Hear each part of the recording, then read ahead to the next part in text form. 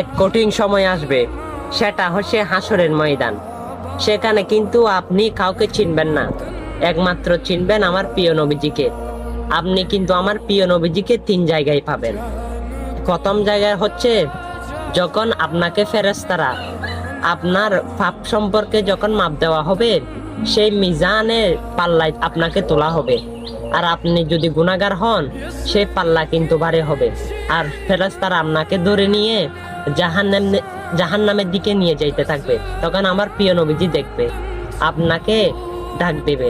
তখন ফেরেশতাকে জিজ্ঞেস করবে, এ ফেরেশতা, আমার উম্মতকে কোথায় নিচ্ছ? ফেরেশতারা বলবে, ইয়া রাসূলুল্লাহ, তার পাপ কিন্তু বেশি, তাই তাকে জাহান্নামে দিচ্ছি। তখন আমার প্রিয় নবীজি আপনাকে আবার নিয়ে আসলো, এসে মিজানের পাল্লায় তুললো। আমার প্রিয় নবীজির আঙ্গুলটা আপনার পাল্লার মধ্যে দিল, আপনার নেকির পাল্লা ভারী হয়ে গেল। হ্যাঁ, সে মুসিবতের সময় একমাত্র আমার প্রিয় নবীজিকে পাবেন। আর সেই নবীজির হাদিসগুলো বাণীগুলো মানুষের কাছে পৌঁছাবেন, অবশ্যই সেই নবীর সুপারিশ আপনিও পাবেন। আর অবশ্যই মুসলমান হলে প্রতিদিন বাজে ভিডিও অনেক শেয়ার করেন, এটা শেয়ার করে দিবেন। আমিন।